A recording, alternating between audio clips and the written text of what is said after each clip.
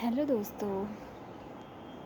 आप सभी भाई बहनों को जिनके भी बोर्ड एग्ज़ाम है 27 फरवरी 2024 से बहुत बहुत शुभकामनाएं अग्रिम में।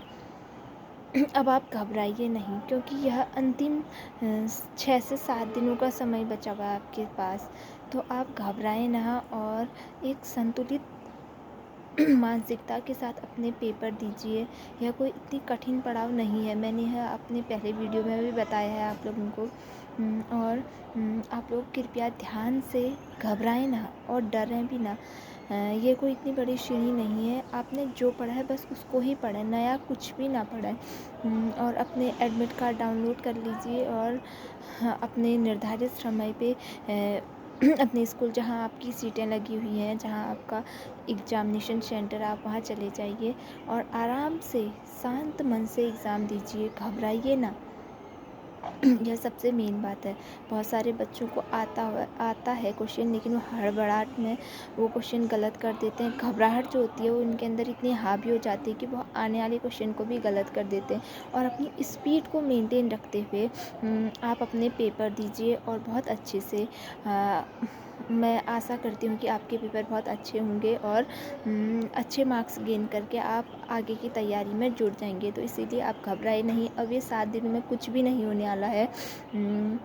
आप जितना घबराएंगे उतना ज़्यादा वो होगा। तो अंतिम दिनों में ये होता है कि कितना भी पढ़ा होता है तो वह याद नहीं आता है। हमें ऐसा लगता है कि हमने कुछ नहीं पढ़ा है।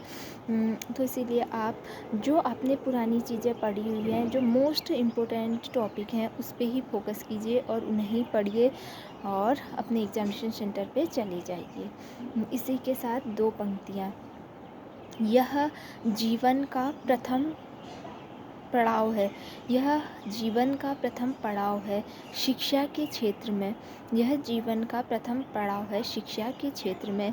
यह हमारे जीवन की दिशा निर्धारित नहीं करता है। यह हमारे जीवन की दिशा निर्धारित नहीं करता है। यह हमारी एक सीढ़ी मात्र है प्रथम। तो इसीलिए आप घबराइए नहीं। शांत मन से अपने एग्ज़ाम दीजिए और जो जो टॉपिक इम्पोर्टेंट है बस उस पर ही फोकस कीजिए। इसी के साथ आप सभी भाई बहनों को मेरी अग्रिम शुभकामनाएं और बहुत अच्छे से लिखने का प्रयास कीजिए। हेडिंग डाल के अच्छी हैंड राइटिंग में अपने जो मेन जैसे किसी पोइट्री का नेम है या किसी पोइट का नेम है, तो उसको अंडरलाइन करके बहुत अच्छे से लिख सकते हैं। तो इसी के साथ thank you. All the best आप सभी को।